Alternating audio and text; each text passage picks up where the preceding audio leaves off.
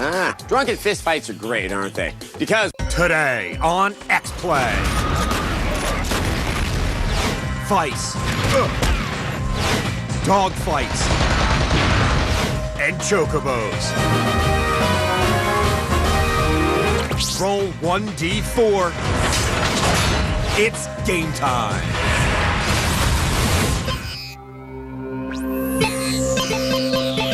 Prepare to be reviewed. Adam Sessler. Morgan Webb. Prepare to be reviewed. Prepare to be reviewed.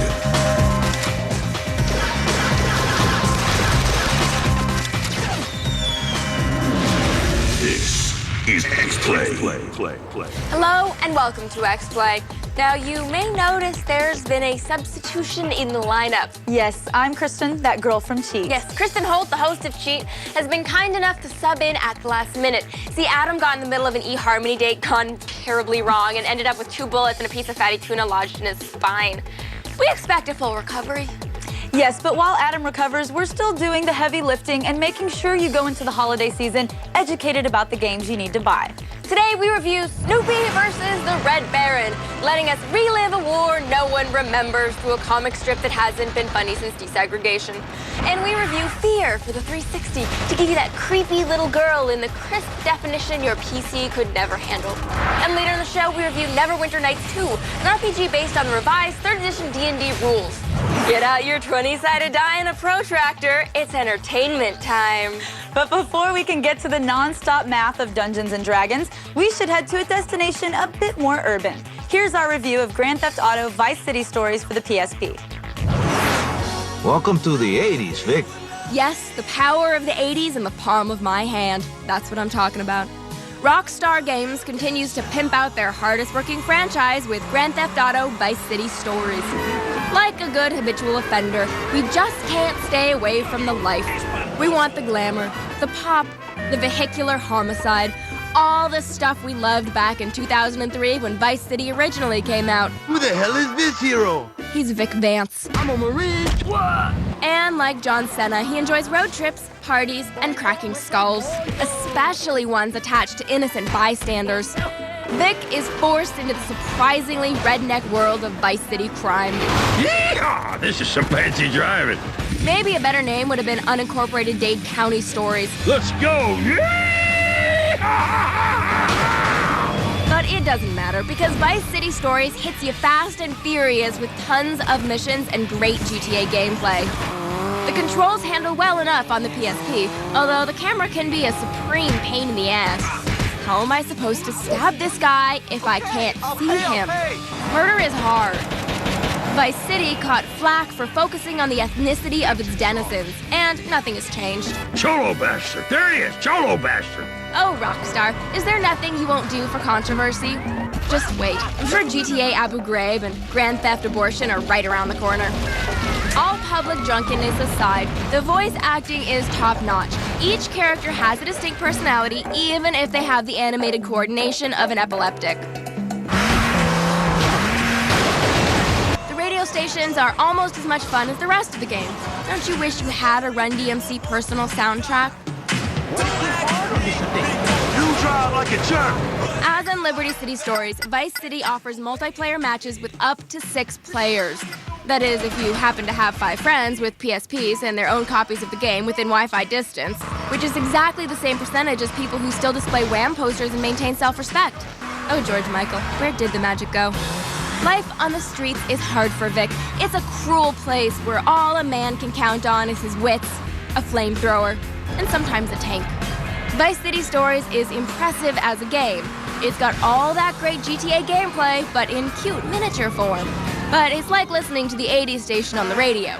You love the tunes, but you'll never hear anything new.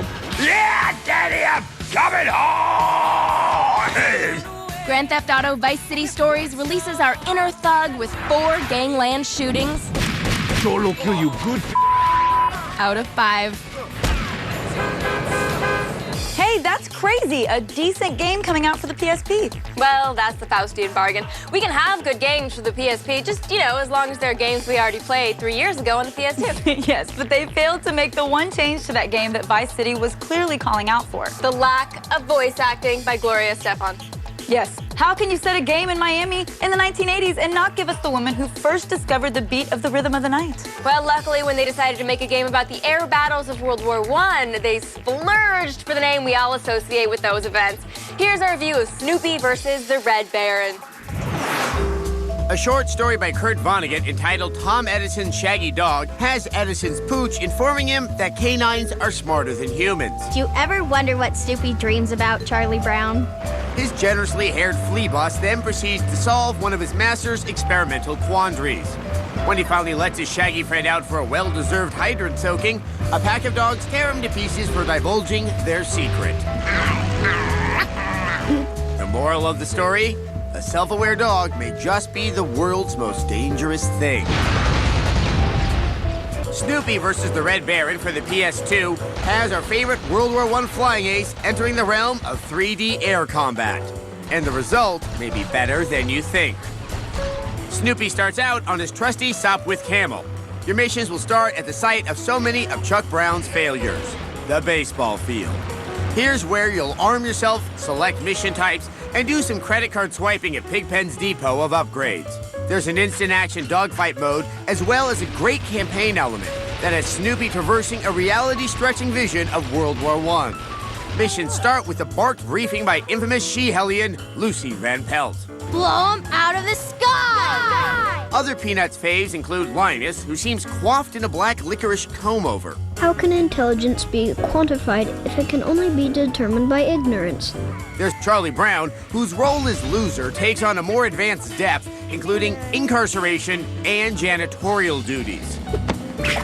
Unfortunately, the cutscenes are disappointing on a golden era of Peanuts level. I demand union representation! Many of the combat missions are escort or save us. Levels are populated with a great deal of side quests, creating plenty of action.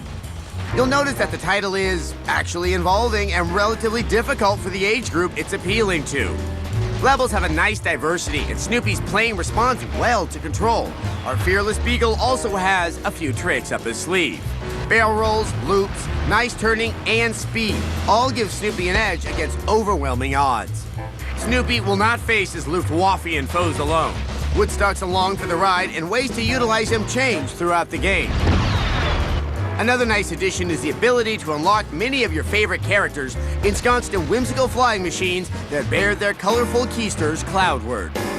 With side missions, upgrades, interesting levels, and a good degree of challenge, we found this game surprisingly addictive. Having the Peanuts license and not doing anything with it in terms of cutscene humor, though... If it's a flying machine, it should be intuitively obvious. Well, you say it, Lucy. You blockhead. A 4. You're the intelligence officer. Say something intelligent. Out of 5.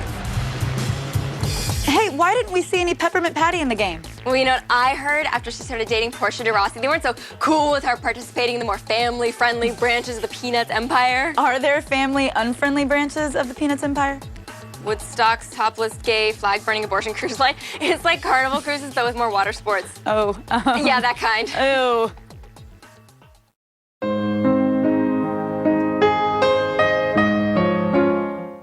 If you're gonna stay with the Mario Brothers, a little bit of advice. Never use the shower after Mario. Up next, Final Fantasy III, and later, Neverwinter Nights 2 on X-Play.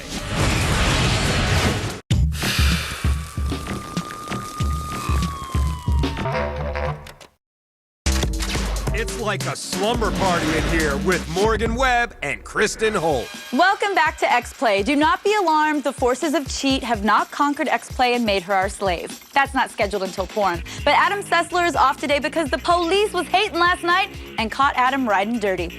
Or was it nerdy? I'm Kristin Holt, your guest host.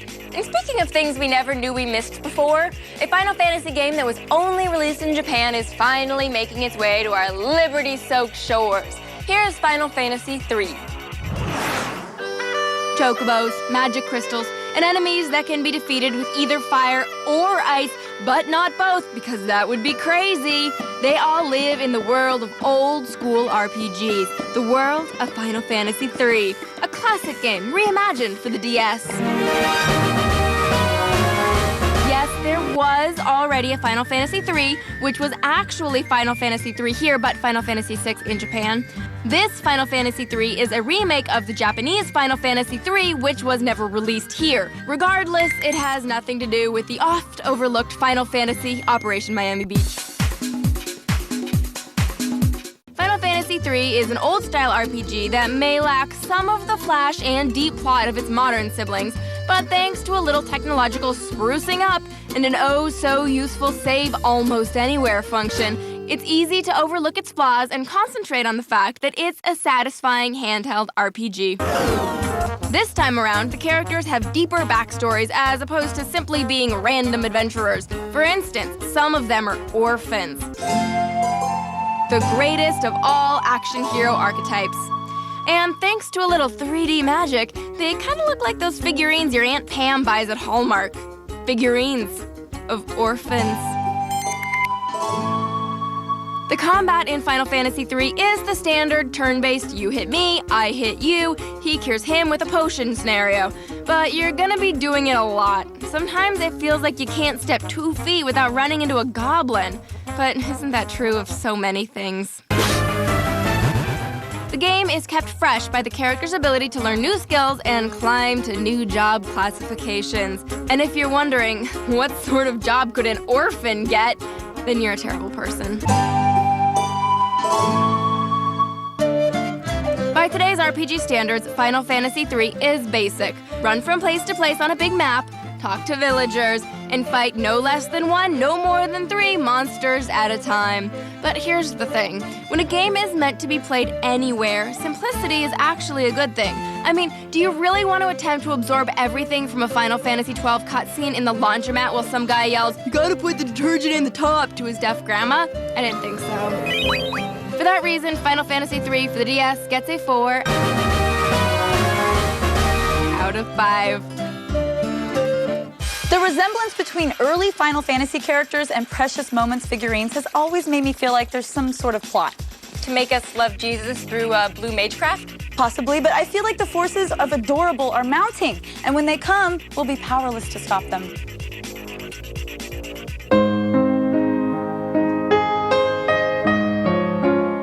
When I was staying with Naruto one night, I had sex with my girlfriend in Naruto's bed. Believe it! In a moment, Fear for the 360. And later, Neverwinter Nights 2 on X-Play. If you haven't seen the #1 comedy in America, Are you nuts? what are you waiting for? So call or log on for your free video game demos. It's right now, and it's here at DeVry. A casualty of the Irish step dancing craze of 1995, it's Morgan Webb. Welcome back to X-Play. As a child, I creeped out the neighbors. You know, maybe it was my burgeoning pyrokinetic powers. Maybe it was my nasty habit of using those powers to set their pets and their children on fire. But all I know is that the Coen Doyles really didn't like me, and they were vocal about that point. And that's why I've always had a certain amount of sympathy for creepy children, like the one featured in our next game, Fear, for the Xbox 360. Are you afraid of Eurotrash vampires? Are you afraid of small girls? Are you afraid of fear? Because it's now haunting your Xbox 360 like the ghost of a Japanese horror movie directed by John Woo.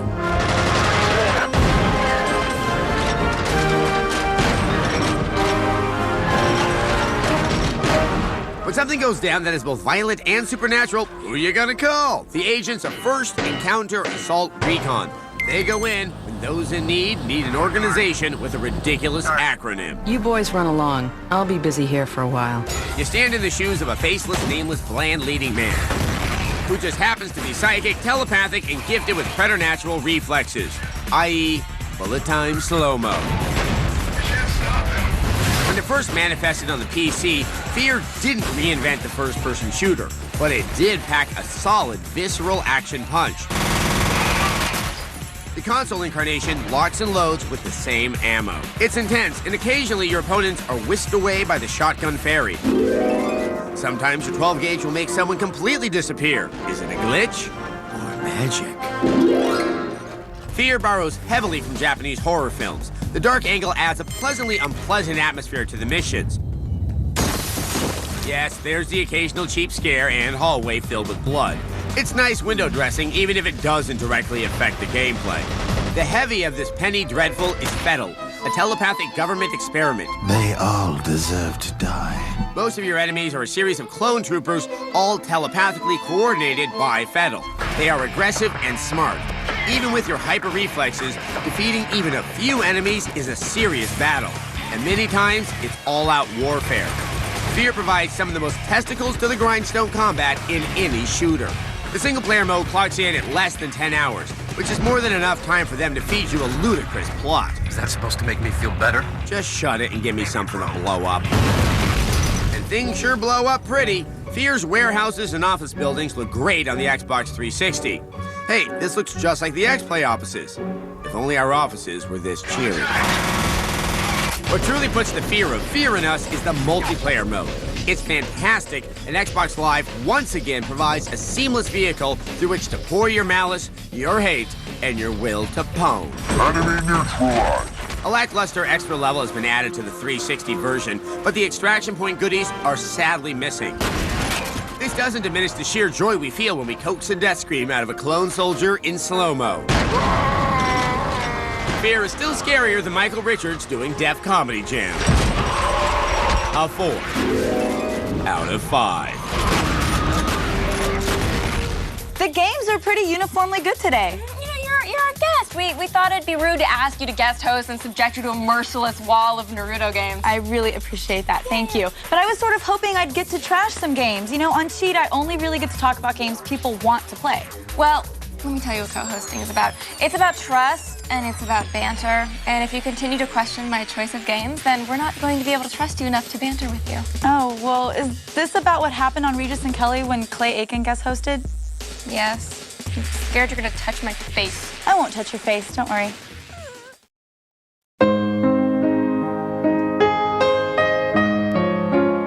I stayed in Adam Sessler's guest house, I mean, if you can call it that. I mean, all there was an Xbox and a bottle of wild turkey. Moments away. Neverwinter Nights 2 on X-Play.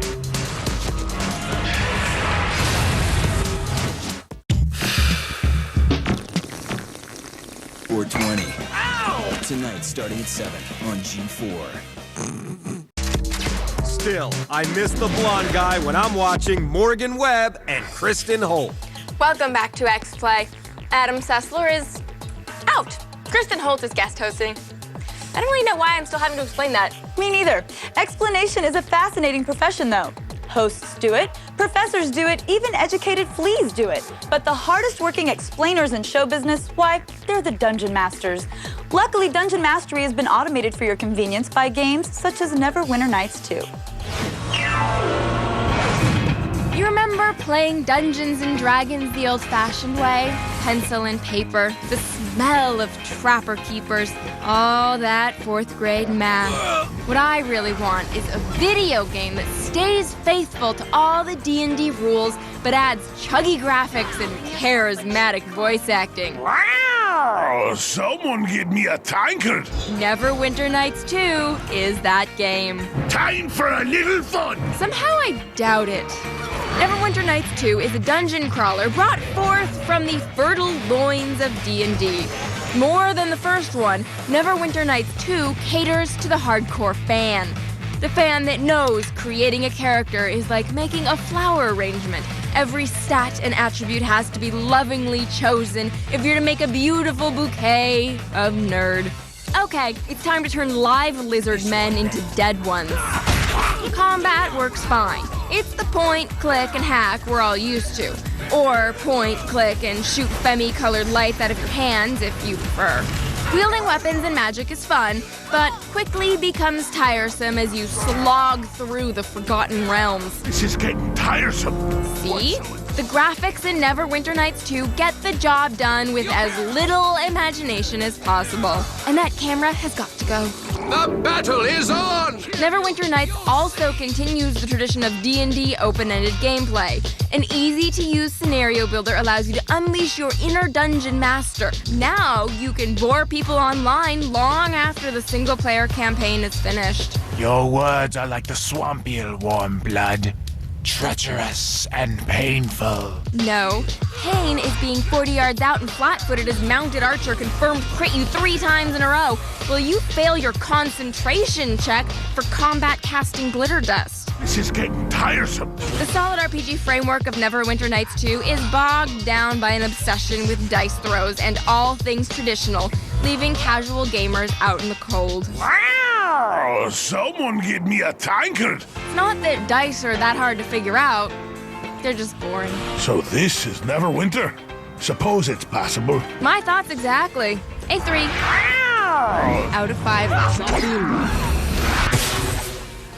I think a nice X-Play replay would draw the show to a solemn conclusion. GTA Vice City Stories got a 4 out of 5 for bringing the full force of the original to the PSP. Snoopy versus the Red Baron got a 4 out of 5 because it's good, but they still left out the mustard gas. Final Fantasy III got a 4 out of 5 for being exactly the kind of RPG you want to play on a handheld. Fear for the 360 got a 4 out of 5 because everything else got a 4. Sounds good. And Neverwinter Nights 2 got a 3 out of 5 to keep from being too predictable. That cat-like wily nature reeks of X-Play. Whether you like fighting or driving, or you're just here to groove on some tunes, we've got